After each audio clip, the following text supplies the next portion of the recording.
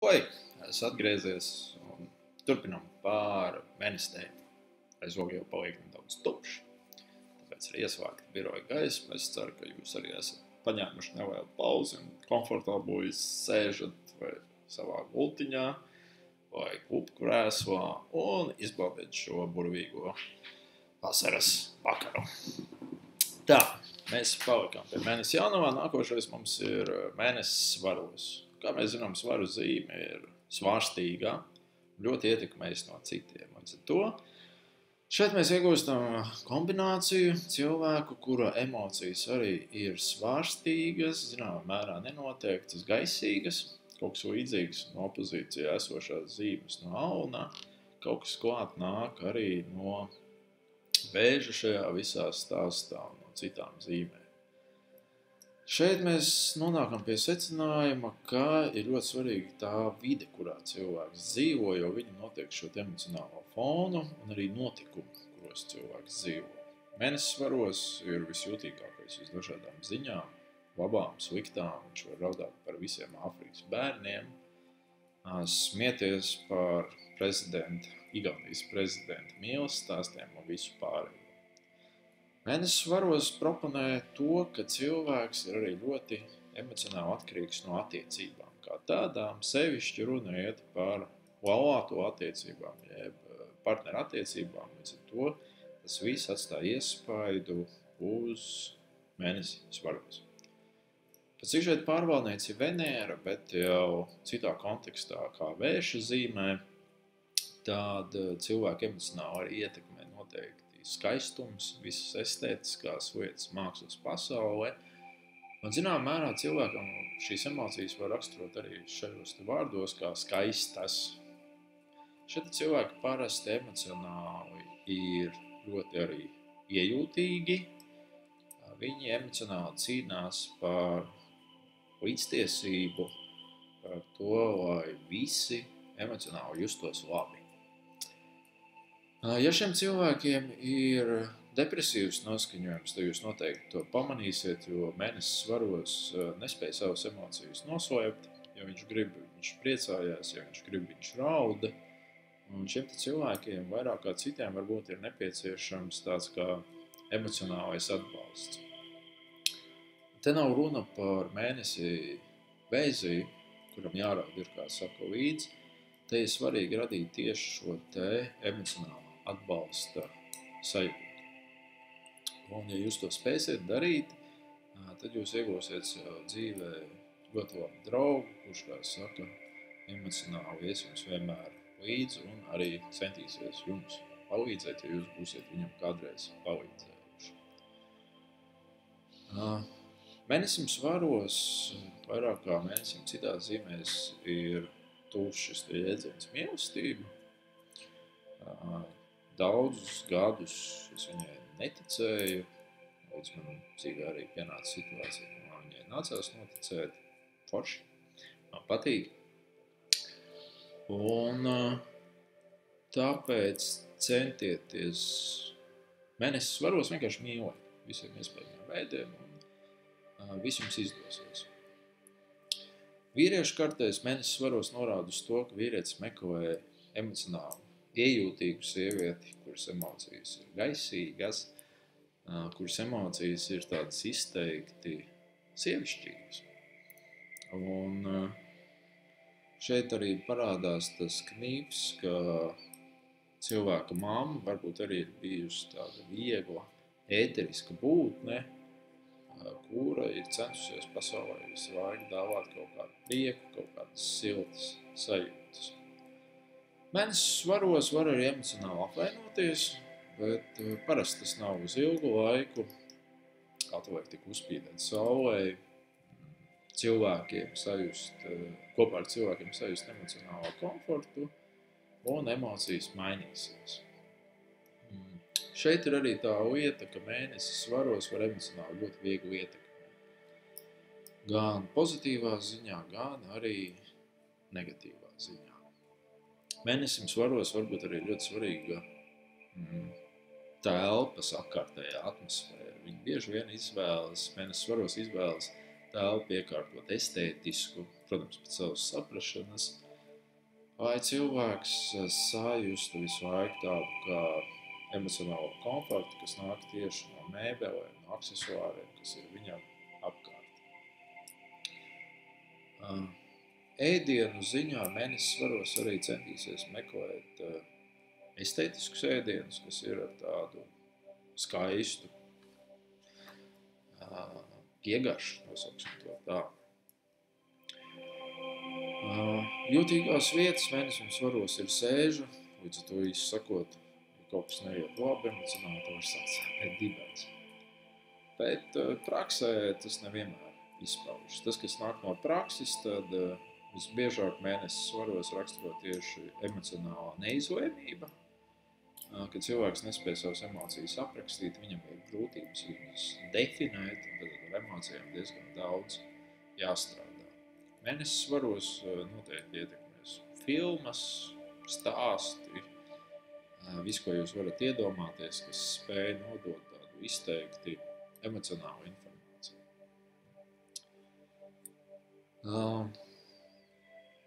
Mājas dzīvē mēnesis svaros arī nedaudz nenosakāms, peldošs, lielu iespēju atstāja ģimene, draugi, visi, kas ap viņu notiekās.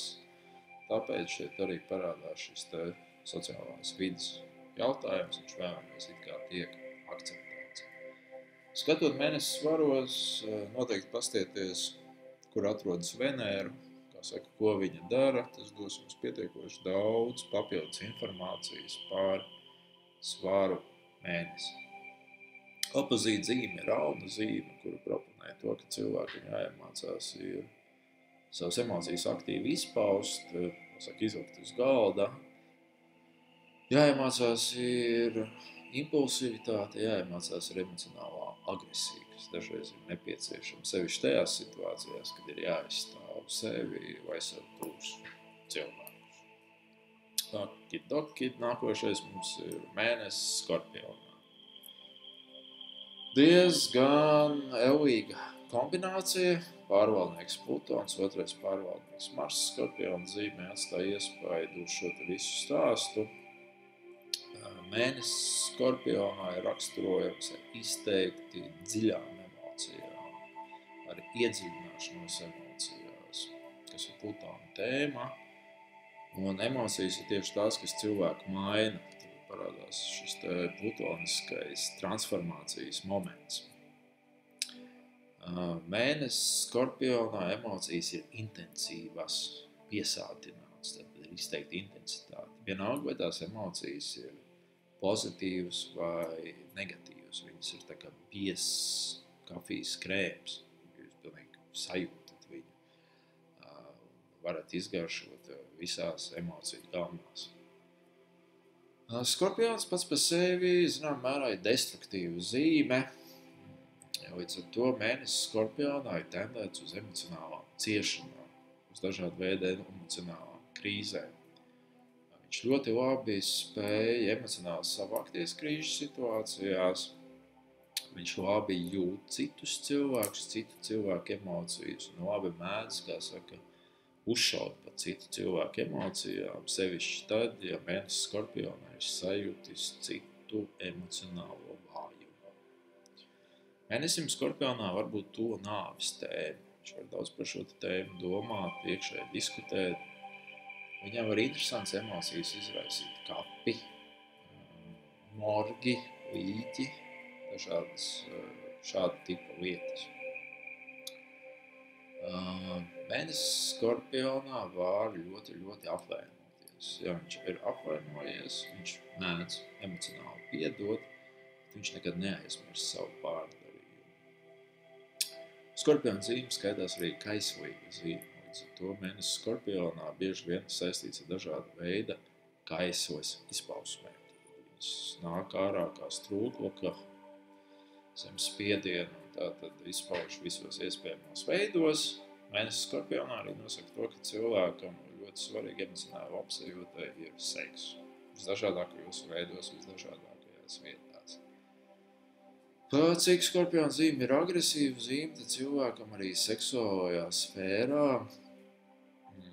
var patikt dažāda veida skarbākas izklaides, teiksim, sasiešana, uzšaušana, viss tas, kas ir saistīts ar nelielu agresiju, ar nelielu vai lielu šo te iekarošanas faktoru kā tādu. Mēnesis Skorpionā skaitās, ka tie cilvēki varbūt tendētu arī uz dažādām veida okultajām lietām, uz ezotēriku, arī uz maģiju, nosaksim to tā. Protams, mēs varam to nosaukt par moderno psiholoģiju, bet tomēr daži maģijas elementi arī ir iekšā. Mēnesim Skorpionā parasti ir arī ļoti spēcīga intuīcija. Ar to ir jārēķinās, jo mēnesis Skorpionā, kā saka, apčakarēt nesanāks. Viņš tātad visu ļoti labi jutīs, transformēs un palaidīs tālāk. Mēnesis Skorpionā viss trakāk viņš izpaužas Skorpiona pirmajos 15 grādos, kas saistīts ar via kombusta apgabalu. Par ko jūs mācīsieties varbūt pēc pāris gadiem tikai vēl, kas ir tāda specifiska lieta. Otrajā zīmes pusē viņš jau ir daudz maz kontrolējams un vieglākā saka panesams. Mēnesis Skorpionā vīriešu kartēs norāda to, ka viņam ir nepieciešama kaislīga sieviete, zinām mērā agresīva sieviete, sieviete, kas viņa dzīvē rada krīzes.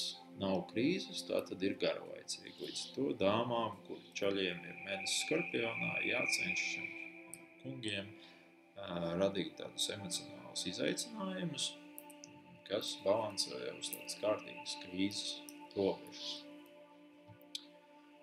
Mēnesis Skorpionā nav īpaši iejūtīgs uz emocijām. Viņš viņus ļoti labi saprot, jūt, bet pret citu emocijām viņš var būt vēss, atturīgs vai pēc zinām mērā riebīgs. Tāpēc ar šiem cilvēkiem emocionālā viedokļa jāpietas ļoti, ļoti uzmanīgi. Mēnesis Skorpionā mēdz emocionāli nogalināt. Nogalināt mēs varam fiziski, nogalināt mēs varam ar vārdiem. Mēnesis Skorpionā ir tas, kas spējas uztaustīt citu cilvēku vājās emocionālās vietas un to savu Skorpionu dzeloni tā kārtīgi iedzelt. Protams, ja tas Mars kā pārvaldnieks vai Plutons būs saistīts, teiksim, ar mežāru zīmi, tās izpausmes būs daudz vienkārši primitīvāks, bet te pašā laikā, ja tas Mars būs vēl Auna zīmē, tad tur iet, kā saka, elle vaļā. Jūtīgās vietas mēnesis Skorpionā ir, protams, visi urīna kanāli, dzimuma orgāni. Tāpēc šiem cilvēkiem stresa situācijas var piemesties dažādu veidu problemātika šajās zonās, sākot ar piena sēni, sievietēm, beidzot ar nopietnām uroloģisku raksturu saslimšanām. Un, kas ir vēl svarīgi, mēnesis Skorpionā, viņš zinām mērā ir tendēts uz pašnāvību, tāpēc tas var norādīt to, ka cilvēka dzimtā ir bijusi pašnāvība, salīdzinoši tuvā radniecības pakāpē. Vai cilvēks arī pats ir tendēts uz, kā saka, suicidālām lietām. Tas var realizēties kā interesēšanās par šo tēmu, vai arī tiešām realizācija. Mēnesis Skorpionā norāda arī uz krīzēm ģimenē, līdz ar to šiem cilvēkiem var būt sarežģīta pagātne, tieši no vecāku viedokļu dēļ, vai arī, ka viņiem ir sava ģimene, tad var notikties dažāda veida realizācijas, kas ir saistītas ar krīžu izpausmi. Īsi sakot, ar mēnesi Skorpionā jābūt uzmanīgiem, un ja jūs redzat, ka kāds tiešām ar mēnesi Skorpionā krīt nopietnā depresijā, te ir runa par klīnisko depresiju vai preddepresīvo stāvokli, tad vēlams viņam sniegt palīdzību kaut kādā veidā. Pēc mēnesis Skorpionā nākošais mums ir mēnesis Strēlniekā.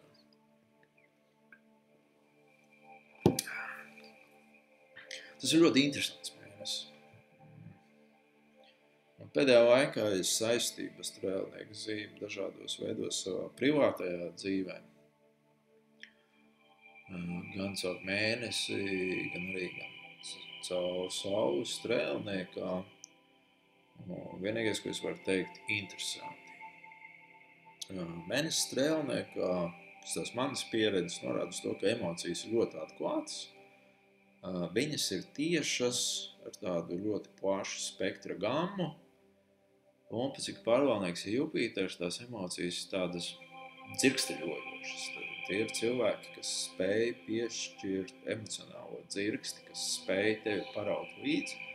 Jo strēlnieku zīme cieši ar to ir saistīta, ka viņi it kā paraud mums iekšā. Viņi paraud mums līdzi aiz sevis, kaut kur aizraud. Mēnesis strēlnieka pasaka to, ka cilvēks parasti nav emocionāli depresīvs. Ja Jupiters viņš reti, kad ir depresīvs, kā pārvaldnieks vai dispozitorš šajā zīmē. Mēnesis strēlniekā norāda uz to, ka cilvēkam vajag daudz emocijas. Tas savukārt nozīmē no apkārtējiem, ka viņiem jāspēj šīs emocijas radīt. Dažreiz tas nav tik vienkārši, ir jāpasēž, jāpadomā, kā šīs emocijas iekustināt, kā viņas palaist, lai tam mēnesim strēlniekā būtu interesanti.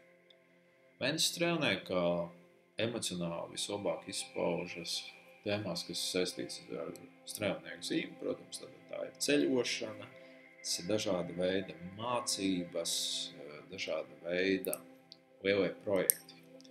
Tas var būt arī ticības jautājumi. Tur mēnesis strēlniekā var ļoti labi realizēties, gūt emocionālu gandarījumu.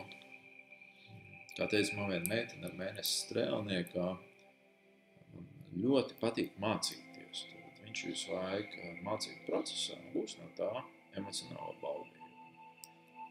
Šie ir arī cilvēki, kas emocionāli tuvi var justies citām zemēm, bet ne dzimtenē.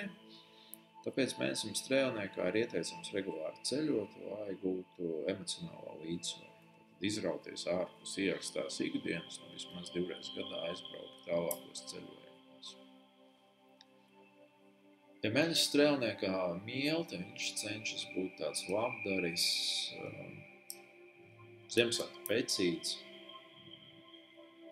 lutināt cilvēkus visos iespējamos veidos, rūpēties par viņiem. Tad šo visu bloku proponē pats Jupiters, arī Jupiters ir Ziemassvētku pecīšu planēta, un mēnesis tātad meklē šo te komfortu, kā realizēties. Mēnesis strēlniekā var kaut kādā brīdī būt tendēts uz plašu ģimeni, jo atkal jau Jupiters ieslēdzas. Tas var arī norādīt uz to, ka cilvēkam ģimene veidojas ārvalstīs, vai varbūt cieši arī saistīta. Mēnesis strēlniekā ir bieži novērojams tajās kartēs, kur vecāki ir emigrējuši. Tagad jau ir tā paudze, kas pie manis nākas konsultācijām, viņiem ir ap 20 gadi bieži vien. Un viņu vecāki daudzreiz ar mēnesis strēlniekā ir devušies uz to pašu Angliju strādāt vai uz citām valstīm. Mēnesis strēlniekā un ēšanas paradumi. Šeit var būt situācija, ka cilvēks ir diezgan daudz, vai viņš ir maz. Viņš savu ēdienu cenšas uzņemt arī tādu kā optimismu, tāpēc ir svarīgi ēst to, kas garšo. Tad viņš jūt tādu izteiktu emocionālo komfortu.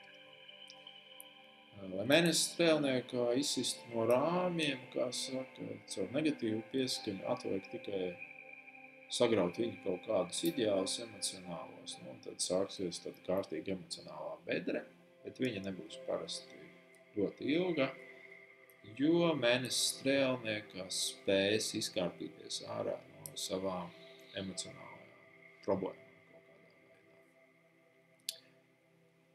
Ok. Mēnesis strēlniekā vīriešu kartēs norāda uz to, ka viņam ir vajadzīga optimismu pilna sieviete ar ļoti plašu pasaules redzējumu, kas ir Jupitera princips. Un iespējams, ka sieviete no citām kultūrām, no citas kultūras, jo strēlnieku zīme saistās ar ārvalstīm, vai arī otrs variants, sieviete ar ļoti labu izglītību, varbūt pat no akadēmiskajām aprindām. Tā, tas īsumā par mēnesi strēlniekā. Aizvien turpina viņu pētīt, izzināt. Un pēc kādiem gadiem varbūt padalīšos vēl ar kādu dziļāku pieredzi. Mēnesis Mežāzī, Bladāts. Interesants mēnesis. Arī personīgā pieredze ar viņu saskaroties. Te var raksturot frāzi ar tādu kā emocionālo noturību. Ir iespējams vairākas situācijas, pēc cik pārvaldnieks ir Saturns. Pirmā no tām ir, kad cilvēks vispār nav emocionāls, vai tās emocijas ir ļoti vēsas, vismaz apkārtējiem tā šķiet. Un vai cilvēks emocionāli atvērtos ir nepieciešams ilgs laiks, jo mežāžu zīme viņi strādā lēni. Līdz ar to šiem cilvēkiem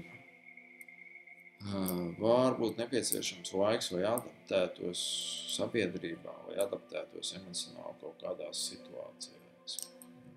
Mēnesis Mežāzī mēdz savas emocijas strukturēt, saukt pa plaukt, viņiem pētīt, viņas preparēt, bet tas vairs nav tik sīkumainīgi, kā jaunā uzzīmē, tas ir tā teikt, emocijas tiek saskaldītas kaut kādos lielākos blokos un izzinātas.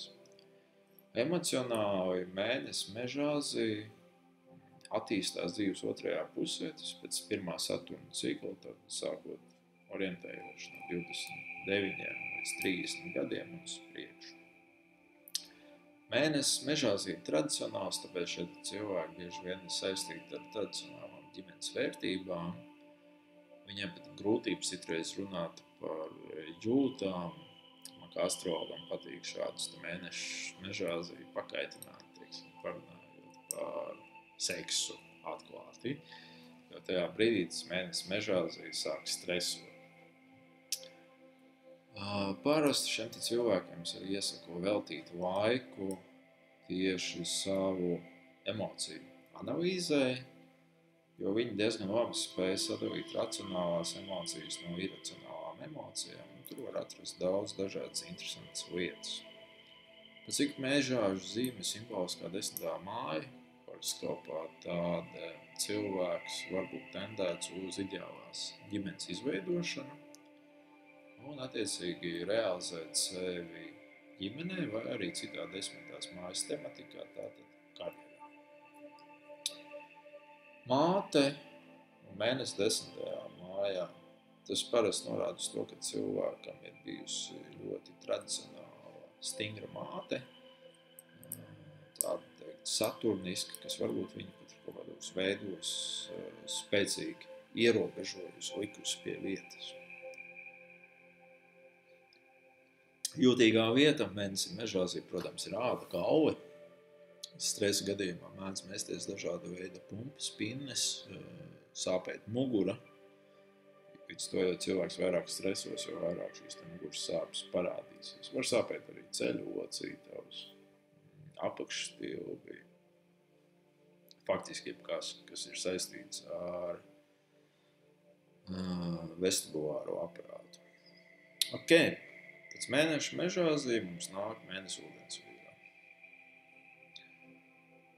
Interesanta kombinācija.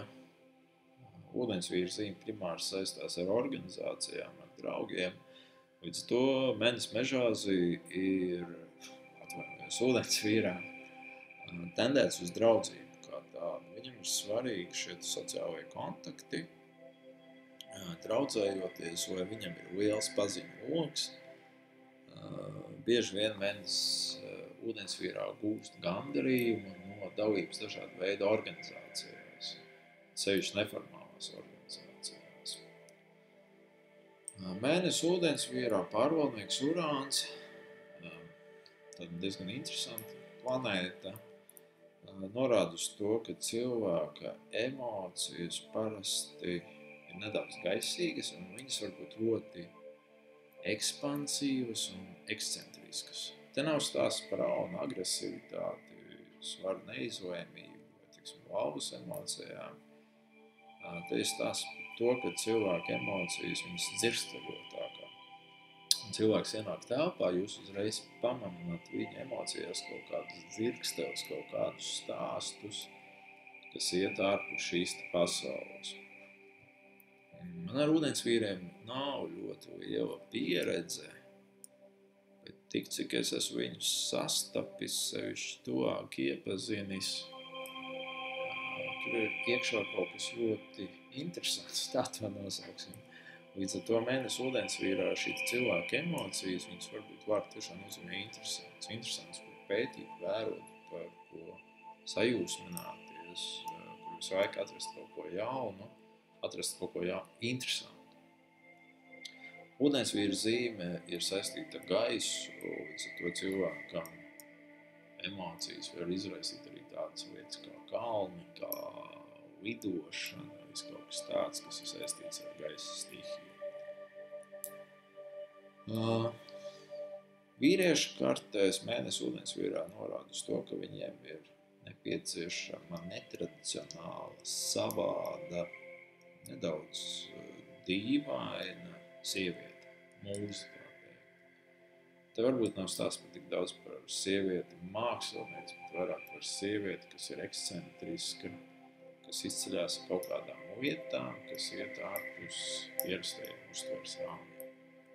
No ģimeniskā viedokļa skatoties, mēnesi ūdensvīrā var norādīt uz to, ka cilvēkam ģimenes vispār nav,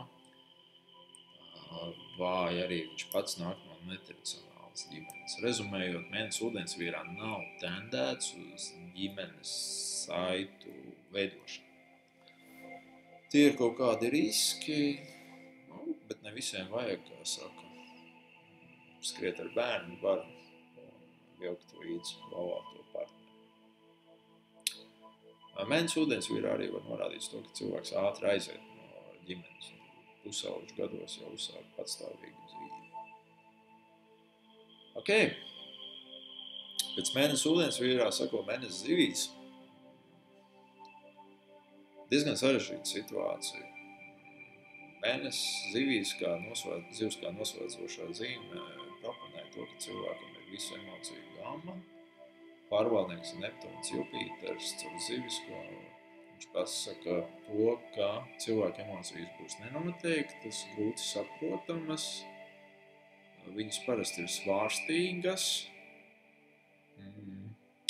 Tikai atšķirībā no svāru zīmes, kur šī svārstība bieži vien balstīta vai uz partneru attiecībām vai uz kādām reālām situācijām. Šeit ļoti daudz emocijas noteiks tieši zemapziņas ietekmi. Jo zivu zīme ir saistīta ar zemapziņu kā tādu, un tātad viņa spiež uz emocijām. Viņa tāpat to dara, bet šeit ir daudz ātrāk, kā saka, uzpēd augšā un viss notiekās. Mēnesis zivīs ir arī bieži vien raudulīgs, tāpat kā mēnesis vēzī. Mēnesis zivīs